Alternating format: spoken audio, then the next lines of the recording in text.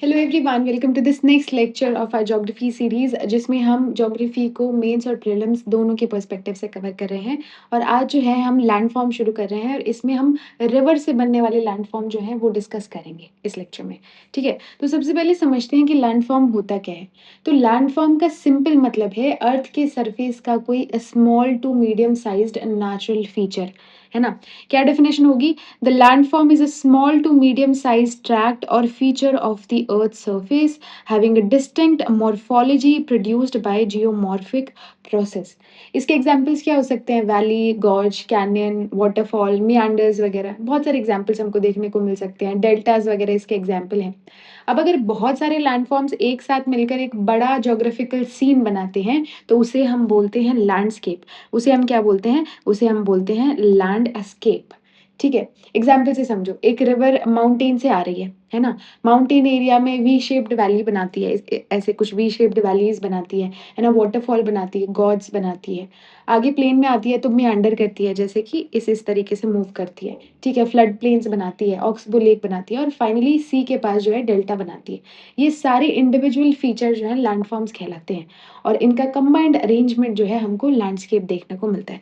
तो डेफिनेशन अगर लैंडस्केप की देखें तो अ ग्रुप और assemblage of several landforms constitutes a landscape. ठीक है, लैंडस्केप की डेफिनेशन हमने देखी और लैंड फॉर्म्स हमने देखा क्या होता है। ठीक है, लैंडफॉर्म कैसे बना, किस प्रोसेस से बना, टाइम के साथ कैसे बदला, कौन से एजेंट्स रिस्पॉन्सिबल हैं, ये सब हम जियोमॉर्फोलॉजी में पढ़ते हैं। किस में पढ़ते हैं? जियोमॉर्फोलॉजी में पढ़ते हैं। ठीक है, बेसिक जियोमॉर्फोलॉजी। ठीक है, ये हम देखते हैं। अब जियोमॉर्फिक एजेंट्स क्या होते हैं? जियोमॉर्फिक एजेंट्स क्या होते हैं? ये जो इधर लिखा हुआ है ये क्या चीज़ होते हैं? तो अगर डेफिनेशन में देखें तो agents operating on earth surface create erosional as well as depositional landforms are known as geomorphic agents. Earth की सरफेस को शेप करने वाले एजेंट्स को जियोमॉर्फिक एजेंट्स कहते हैं। बस सिंपल है। Important agents like running water देखने को मिलता है, ग्लेशियर्स देखने को मिलता है, विंड, सी वेव्स, इवन ग्राउंड वाटर और टेक्टोनिक फोर्सेस भी जो है एज अ जियोमॉर्फिक एजेंट काम करती है। ठीक है, तो अर्थ हमारी डायनेमिक है, हमने देखा अर्थ बहुत डायनेमिक है, कंटिन्यूअसली चेंज होती रहती है ना, एक जैसी नहीं रहती। अब रनिंग वाटर को अगर समझे, आज जो है हम रनिंग वाटर के बारे में बात करेंगे कि रनिंग वाटर की वजह से क्या क्या जो है डिफरेंट हमको लैंडफॉर्म्स देखने को मिलते हैं। ठीक है, तो रिवर जो है बेसिकली तीन काम करती है। एक तो इरोजन करेगी, इरोजन ट्रांसपोर्टेशन करेगी और डिपोजिशन करेगी। इरोजन में जो रिवर रॉक्स और सॉइल को काट के हटाती है वहाँ से। ट्रांसपोर्टेशन में जो मटेरियल हटाया है उसको दूर कैरी करती है। और डिपोजिशन में जब रिवर की एनर्जी खत्म हो जाती है तो वो कहीं पे जाके डिपॉजिट कर देती है, कहीं जमा कर देती है। इसलिए रिवर को एक मूविंग जियोमॉर्फिक मशीन समझना चाहिए हमको। ठीक है, माउंटेन से इरोजन करेगी, मिडिल कोर्स में ट्रांसपोर्टेशन करेगी, है ना, और प्लेन कोस्ट में डिपोजिशन कर देती है। लेकिन ध्यान रहे ये रिजिड रूल नहीं है। रिवर के किसी भी सेक्शन में तीनों प्रोसेस हो सकते हैं, है ना, एक साथ भी हो सकते हैं, वो सब भी देखने को मिल सकता है। ठीक है, तो अगर डेफिनेशन देखें तो running water is one of the most important agent of landscape evolution. Its major process are erosion, transportation and deposition. ठीक है, ये हमको देखने को मिलता है river as a geomorphic system.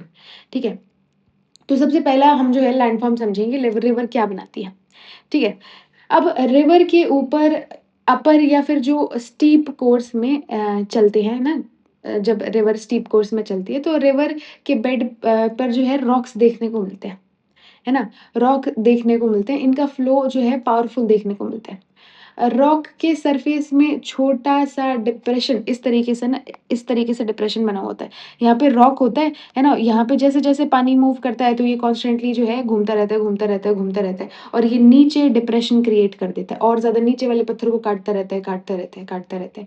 ठीक है? इसी को हम पॉट होल्स बोलते हैं और ये पहला लैंडफॉर्म हम पढ़ रहे हैं, पॉट होल। अगर इसको डिफाइन करें तो इट इज़ अ सर्कुलर और cylindrical depression formed by Rocky river beds when pebbles and boulders become trapped in depression and rotate abrating the bed rock। ठीक है, ये हमको देखने को मिलता है यहाँ पे, है ना। रोटेशन की वजह से अब्रेशन होता है, डिप्रेशन और ज़्यादा गहरा होता है, ये हमको देखने को मिलता है। इसका मतलब कि पॉटहोल बेसिकली रिवर बेड में बना एक सर्कुलर या सिलिंड्रिकल डिप्रेशन है। ठीक है, यहाँ पे अब्रेशन मैंने बोला, अब्रेशन क्या होता है? है ना? अभी ये थोड़ा-सा समझते हैं, यहाँ एक इंटरेस्टिंग कॉन्सेप्ट है।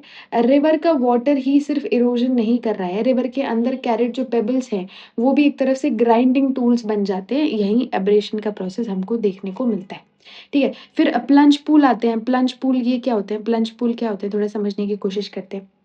अब वाटरफॉल इमेजिन करो, है ना? ये सामने हमारे पास पिक्चर भी है। वाटर एक सडनली एक हाइट से नीचे गिरता है, जैसे ये पानी है, ये गिर रहा है नीचे, है ना? वाटरफॉल के जो बॉटम होता है, वहाँ पर पानी का इम्पैक्ट बहुत एक्सट्रीम देखने को मिलता है। जैसे यहाँ पे एक्सट्रीम इम्पैक्ट देखने को मिलता है, बहुत फ़ोर्स से पानी गिरेगा। इस इम्पैक्ट के साथ में रॉक्स भी वाटर के साथ आते हैं, है ना? और ये रॉक्स जो है वो बॉटम को रिपीटेडली हिट करते रहते हैं, एब्रेड करते रहते हैं, है ना? रिपीटेडली उसको तोड़ते रहते हैं। रिज़ल्ट क्या होता है कि वाटरफॉल के बेस पर एक डीप डिप्रेशन इस टाइप का बन जाता है ना? ये डीप डिप्रेशन जो है इसी को हम प्लंज पूल कहते हैं। क्या कहते हैं इसको हम? इसको हम कहते हैं प्लंज पूल, ठीक है? आगे बढ़ते हैं, आगे आते हैं। पॉट होल और प्लंज पूल में वैसे डिफरेंस है क्या? दोनों को अगर समझें तो। तो जो पॉट होल है वो रिवर बेड में सर्कुलर डिप्रेशन बनता है और प्लंज पूल जो है वो वाटरफॉल के बेस पर बनता है। जो पॉट होल है वो रोटेटिंग पेबल्स की वजह से बनता है और जो हमारा प्लंज पूल है वो फॉलिंग वाटर की वजह से बनता है ना? पॉट होल हमारा स्ट्रीम बेड पे बनता है और वाटरफॉल बेस पे प्लंज पूल बनता है। ये कॉमन डिफरेंस हमको देखने को मिलता है, ठीक है? कॉमन डिफरेंस देखने को मिलता है, ठीक है? ओके, अब थोड़ी-सी ये समझते हैं कि ये पॉट होल या प्लंज पूल को कौन एक्सेलरेट करता है ना? कौन एक्सेलरेट करता है? तो जो है एक्सेलरेट करने वाली पावर इट्स टेक्टोनिक अपलिफ्ट। क्या होता है ये? सपोज़ लैंड अपलिफ्ट हो जाए, है ना? और रिवर का ग्रेडिएंट जो है वो इंक्रीज़ हो सकता है इससे। ग्रेडिएंट बढ़ा तो जो वेलोसिटी पर स्ट्रीम पावर है वो और ज़्यादा बढ़ेगी।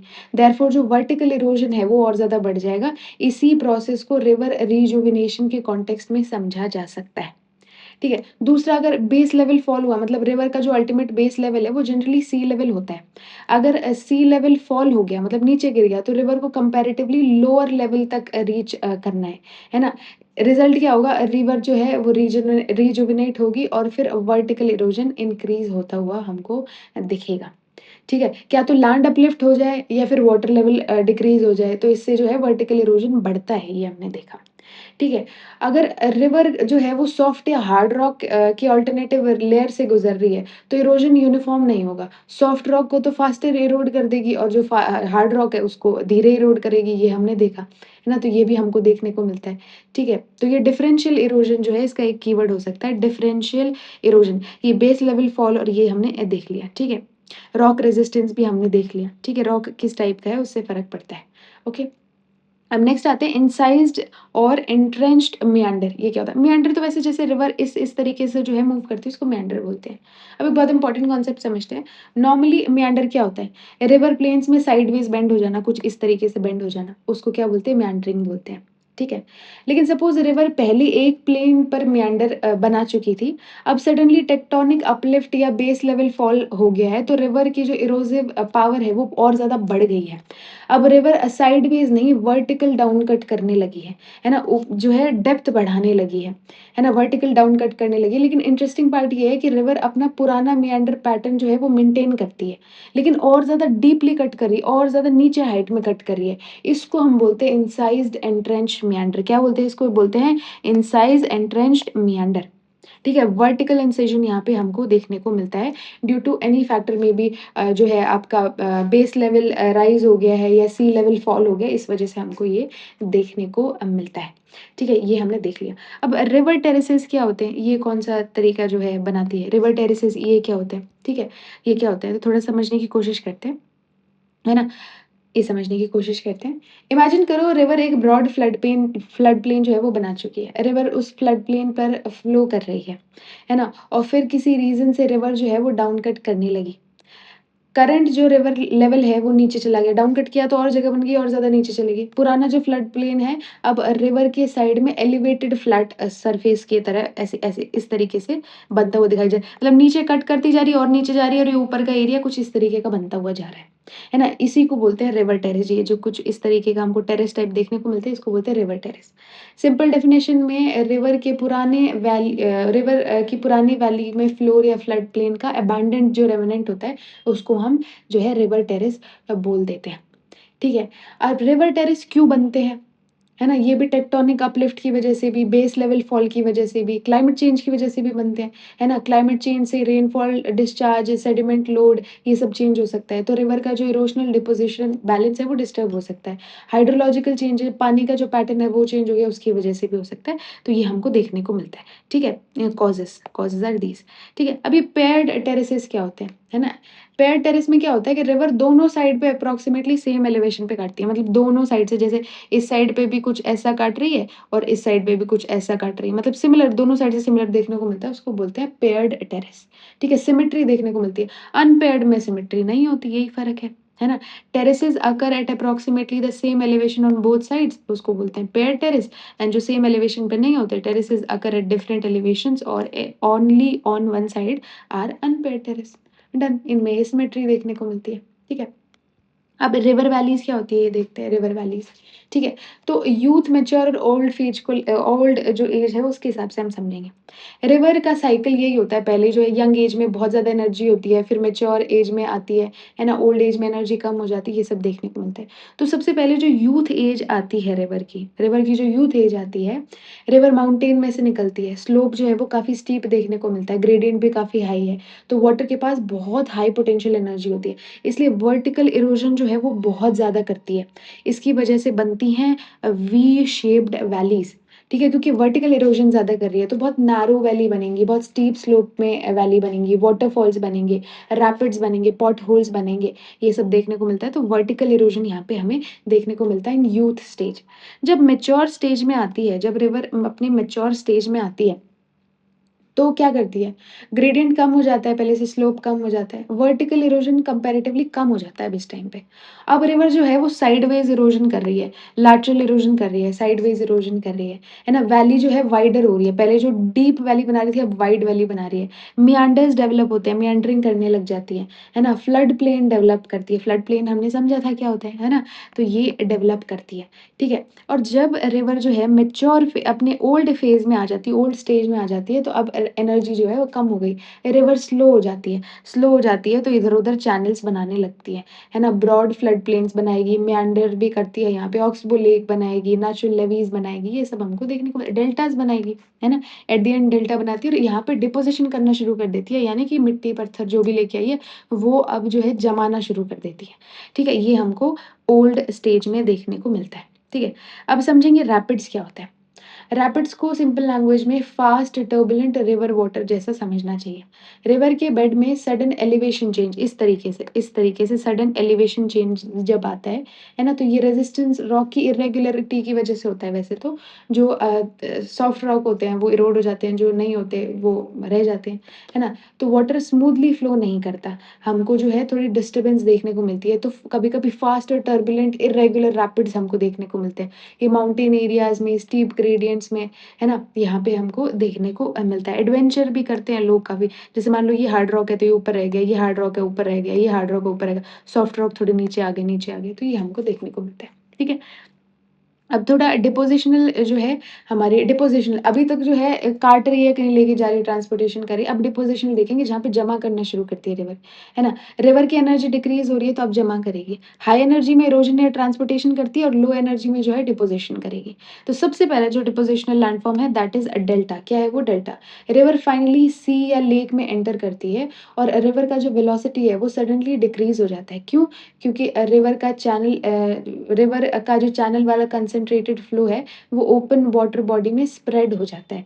रिवर सेडिमेंट कैरी कर रही है, वेलोसिटी कम हो रही है उसकी और ट्रांसपोर्ट कैपेसिटी कम हो रही है, तो सेडिमेंट को डिपॉज़िट कर देगी। इसमें पहला जो है हमको डेल्टा देखने को मिलता है। जनरली जो है रिवर माउथ पर बनने वाला जो डिपोज़िशनल फीचर होता है, उसको डेल्टा बोल देते हैं। कुछ इस तरीके का दिखता है, ठीक है? कुछ इस तरीके का डेल्टा फॉर्मेशन हमको देखने को मिलता है। अब डेल्टा के लिए कुछ आइडियल कंडीशंस होती हैं, वो आइडियल कंडीशंस क्या होती हैं? सबसे पहला तो शैलो कोस्ट होना चाहिए, सेडिमेंट को सेटल होने की अपॉर्च्युनिटी मिलनी चाहिए, है ना? हाई सेडिमेंट सप्लाई होनी चाहिए, एडिक्वेट सेडिमेंट्स होने चाहिए, रिवर के पास डिपॉज़िट करने के लिए सफिशिएंट मटेरियल होना चाहिए, शेल्टर्ड कोस्ट होनी चाहिए एक, है ना? मतलब स्ट्रॉन्ग वेव्स सेडिमेंट को वापस जो है सी में ले जा सकती हैं, देयरफॉर रिलेटिवली जो शेल्टर्ड कंडीशन होनी चाहिए, नहीं तो सारा ही सी में बहा के ले जाएँगे, डेल्टा बनेगा ही नहीं।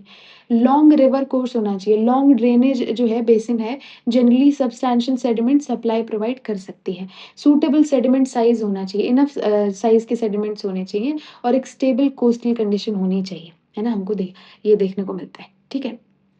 ओके, आगे बढ़ते हैं। फ्लड प्लेन्स हमने देखा था। अब डेल्टा से पहले जो है रिवर के ब्रॉड प्लेन्स को समझो, है ना? रिवर जब रिलेटिवली जेंटल स्लोप पर फ्लो करती है तो ये फ्लड के टाइम चैनल से बाहर निकल सकती है और फ्लड वाटर अपने साथ सेडिमेंट्स लेकर आता है। वाटर स्प्रेड होता है और वेलोसिटी रिड्यूस होती है, उसको हम फ्लड प्लेन बोल देते हैं। 2 मेजर पार्ट्स में एक्टिव फ्लड प्लेन होते हैं, अगर वी हैव द पिक्चर या एक्टिव फ्लड प्लेन होते हैं और हमारे इनएक्टिव फ्लड प्लेन होते हैं। जो एरिया रेगुलर रिवर के फ्लडिंग या डिपोजिशन से अफेक्टेड होता है उसको बोलते हैं एक्टिव और जो नहीं होता, जो जिसको बहुत टाइम हो गया पहले हुआ वो उसको बोलते हैं इनएक्टिव, ठीक है? डेल्टा प्लेन क्या होता है? डेल्टा प्लेन क्या होता है इसको समझने की कोशिश करते हैं, ठीक है? अगर फ्लड प्लेन डेल्टा के अंदर डेवलप हो उसे डेल्टा प्लेन कहते हैं। यहाँ मिल सकते हैं distributaries, channels, marches, levies, wetlands वगैरह मिल सकते हैं, ठीक है? अब समझते हैं एलुवियल फैन क्या होता है। जब रिवर ऐसे आती है इस तरीके का फैन टाइप बना लेती है ना? इस तरीके का फैन टाइप बना लेती है, इसको बोलते हैं एलुवियल फैन। बहुत इंपॉर्टेंट कंपैरिजन समझते हैं। इमेजिन माउंटेन से एक फास्ट स्ट्रीम आ रही है ना? माउंटेन वैली की अब स्टीप स्लोप होती है और सडनली जो है स्ट्रीम माउंटेन से निकलकर फ्लैट प्लेन में आ गई, तो जो है वो फैल जाएगा पानी सारा, वेलोसिटी डिक्रीज़ हो जाएगी, है ना? तो इस तरीके का फैन टाइप का बना लेती है, ये हमने देखा। ठीक है। अब एलुवियल फैन के डिस्ट्रीब्यूटरीज़ के बारे में देखेंगे क्या सिस्टम है डिस्ट्रीब्यूटरीज़ का। तो फैन के ऊपर एक सिंगल स्टेबल चैनल नहीं होता, सेडिमेंट कंटिन्यूअसली डिपॉज़िट होते रहते हैं और चैनल बेड जो है वो और ज़्यादा रेज़ होता रहता है। तो वाटर अपना जो है पाथ चेंज कर लेता है, इसलिए मल्टीपल चैनल्स डेवलप हो जाते हैं, वहाँ से मल्टीपल डिस्ट्रीब्यूटरीज़ देखने को मिलती है। मतलब एक रिवर में से बहुत सारी रिवर निकल गई, तो ये हमको देखने को मिलता है। ठीक है, अब यहाँ पे 2 तरीके के होते हैं, ह्यूमिड फैन्स होते हैं, एक एरिड फैन्स होते हैं। ह्यूमिड फैन क्या होता है? ह्यूमिड एरियाज़ जैसे वेजिटेशन और मॉइस्चर जो है रिलेटिवली जहाँ पे ज़्यादा होता है, तो स्लोप कंपैरेटिवली जेंटल होती है ना? एरिड एरियाज़ में रेनफॉल कम होती है तो लेकिन एपिसोडिक जो इंटेंस स्टॉर्म है वो हो सकते हैं। तो वहाँ पे फ्लैश फ्लड जो है वो ह्यूज सेडिमेंट लोड लेके आती है, कैरी करती है और माउंटेन फ्रंट पर डिपॉज़िट करते हैं। इससे हमको स्टीपर और प्रोमिनेंट एलुवियल फैन्स जो है देखने को मिलते हैं, ठीक है? नेचुरल लेवीज़ की बात करें, ये क्या होता है? अब रिवर जो है फ्लड प्लेन में है और फ्लड के टाइम रिवर अपने बैंक से बाहर निकलती है। चैनल्स के पास वाटर की वेलोसिटी सडनली रिड्यूस हो जाती है और कोर्स सेडिमेंट जो है वो सबसे पहले रिवर के पास डिपॉज़िट होते हैं। रिपीटेड फ्लड्स आती हैं तो सेडिमेंट रिज बन जाता है अलोंग द रिवर बैंक, है ना? वो रिज जैसा डेवलप हो जाता है, इसको हम जो है नेचुरल लेवीज़ कह देते हैं, ठीक है? लो रिज होती है, थोड़ी एलोंगेटेड, है ना? रिवर के पैरेलल होती है, इसको रिज कह देते हैं, ठीक है? फिर पॉइंट बार्स और ये क्या होता है? पॉइंट बार्स और कट बैंक्स क्या होते हैं? अब रिवर जब मेंडरिंग कर रही है तो कुछ जो इनर कॉन्वेक्स जो साइड होती है, इनर जो कॉन्वेक्स साइड होती है ना? उसको पॉइंट बार हम कह देते हैं, है ना? और जो पॉइंट बार इसको कह देते हैं, है ना? ऑल्सो इसको स्लिप ऑफ बैंक भी कहते हैं। क्या कहते हैं? इसको स्लिप ऑफ बैंक भी कह देते हैं। और कट बैंक मिएंडर के आउटर साइड में जो कॉनकेव वाली साइड होती है उसको कट बैंक कह देते हैं। तो कॉनकेव वाले साइड जहाँ पे जो है क्या नाम है, कट हो रहा है, इरोजन हो रहा है ना? कॉनकेव वाली जो साइड है उसको कट बैंक बोल देते हैं और जहाँ पे पॉइंट बार्स डिपोज़िशन हो रहा है, मतलब अंदर की साइड डिपोज़िशन कर रहा है, बाहर की साइड जो है कटिंग कर रहा है। तो जहाँ पे जिस साइड कटिंग कर रहा है कॉनकेव वाली साइड, उसको बोल देंगे, क्या बोल देंगे?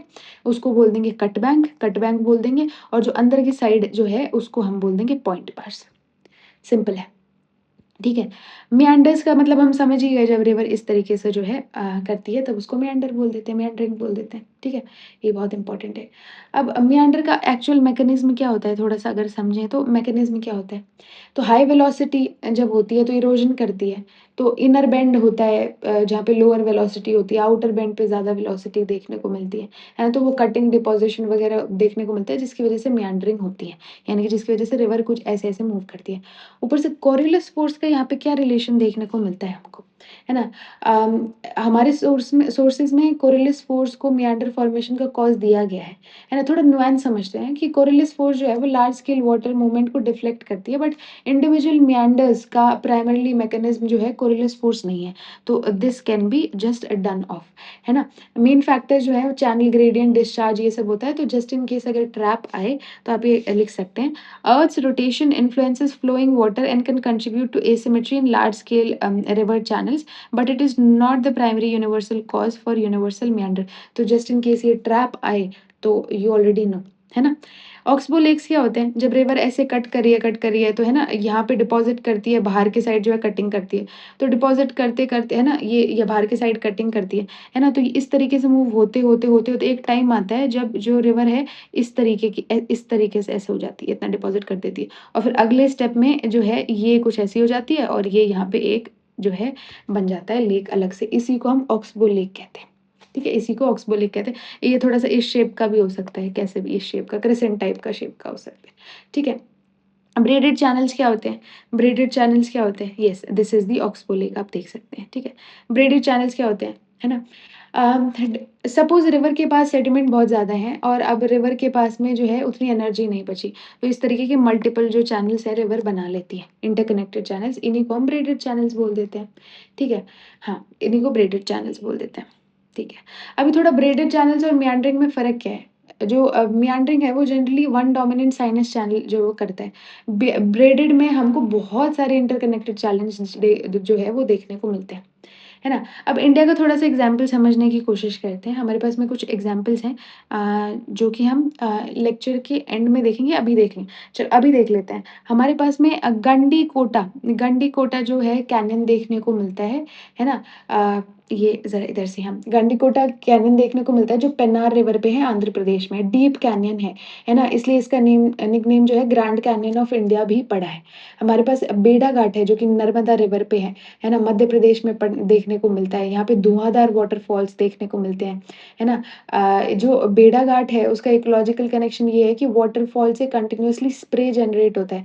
देयरफॉर जो लोकल एनवायरनमेंट है वो ह्यूमिड, कूल और मॉइस्चर रिच बन सकता है ना? इस माइक्रो एनवायरनमेंट में मॉइस्चर लविंग ऑर्गेनिज़म्स होते हैं जैसे ब्रायोफाइट्स, मॉसेस वगैरह देखने को मिलती हैं, ठीक है? वी हैव सतनूर गॉर्ज, है ना? ये भी हमको देखने को मिलता है। बहुत सारे एग्ज़ाम्पल है, वी हैव चंबल रेवाइन्स, पापी hills as well, Papikonda landscape में देखने को मिलती हैं। वी हैव मेघदातु गॉर्ज जो कि कावेरी रिवर कर्नाटका में देखने को मिलता है। वी हैव इडुक्की गॉर्ज जो कि पेरियार रिवर सिस्टम में देखने को मिलता है। तो बहुत सारे एग्ज़ाम्पल्स हैं हमारे पास में, ठीक है ना? ओके, तो आई बिलीव हमने समझ लिया है, हमने मोस्टली चीज़ें समझ ली हैं। These are just the examples, या ठीक है? ओके, ठीक है। हुँ। ठीक है, तो मेबी वी कैन ये कुछ जो है आपको लैंडफ़ॉर्म्स देखने को मिलेंगे, you can just take the screenshot और आप यू कैन रिविज़िट इट, ठीक है। अब कुछ डायमेंशंस हैं मीन्स के लिए, ये जो लैंडफ़ॉर्म्स होते हैं, है ना? इनके बारे में अगर आपको कुछ लिखना है कि क्लाइमेट किस तरीके से जो है कंट्रोल करता है ना? टेक्टोनिक अपलिफ्ट कैसे हेल्प करता है, जियोमॉर्फिक प्रोसेसेस क्या-क्या होती हैं, है ना? With some keywords, hydraulic action कैसा होता है, सेडिमेंटोलॉजिकल एक्शन क्या होता है, इकोलॉजिकल पर्सपेक्टिव क्या है, ये सब जो चीज़ें हैं आप देख सकते हैं, क्लाइमेट चेंज वगैरह ये सब। Now we can move on to our prelims MCQ. With reference to fluvial landform, consider the following statements. Potholes are commonly produced by abrasion involving rotating rock fragments. Yes, it is correct. Plunge pools develop at the base of waterfall. Yes, it is correct. River terrace represent only depositional surface created by river system. नहीं ऐसा कुछ नहीं है, तो 1 and 2 is the correct answer. ठीक है, इसमें देखते हैं पॉइंट बार्स कॉन्वेक्स साइड पे होते हैं पॉइंट बार्स, है ना? सही है, कॉन्वेक्स साइड पे होते हैं। कट बैंक्स कॉन्केव साइड पे होते हैं, बिल्कुल सही है। ऑक्सबो लेक जो है अबंडेंट मेंडर होता है, yes it is correct. Natural Levi जो है मिड चैनल डिपोज़िशन हमको देखने को मिलता है। मिड चैनल डिपोज़िशन नहीं, ऐसा कुछ नहीं। तो 1, 2 and 3 is the correct answer. Natural levees form mainly through over bank deposition along river banks, है ना? नॉट मिड चैनल डिपोज़िशन, बीच में नहीं होता, साइड में होता है। ठीक है, which one of the following conditions most strongly favours the development of braided channel? Low sediment supply नहीं, हाई सेडिमेंट सप्लाई है तो गलत है। हाई सेडिमेंट सप्लाई, ठीक है। River rejuvenation is most directly associated with tectonic uplift, yes. Falling base level, yes. Renewed vertical erosion, yes. And formation of river terrace, yes. तो सारे option हमारे पास में सही देखने को मिलते हैं। ये देखते हैं गंडीकोटा नर्मदा रिवर पे है, हैं? हम देखते हैं which of the following is correctly matched. Gandikota Narmada river पे है, नहीं। भेड़ाघाट पेन्नार रिवर पे है? नहीं। मेघदातु कावेरी रिवर पे? Yes, it is on Kaveri river, it is correct. ये तो चंबल तो मध्य प्रदेश में, पपी हिल्स तो कहाँ कर्नाटका में है, इट्स नॉट रिलेवेंट। ठीक है, ओके। तो ये आप जो है क्वेश्चंस ट्राई कर सकते हैं। Explain the process responsible for formation of major erosional and depositional fluvial landforms. ठीक है, क्या-क्या प्रोसेस जो है हमको देखने को मिलती हैं। Distinguish between potholes, plunge pools, river terrace, incised meanders with reference to the formation. ये कुछ क्वेश्चंस हैं, you can take the screenshot और आप जो है ये अटेम्प्ट कर सकते हैं। You can just try solving these questions. Yes. Anyway, that's it for the video. अगर आपको ये वीडियो किसी भी तरीके से हेल्पफुल लगी हो, then please hit the like button and subscribe to this channel and thank you for watching and keep learning.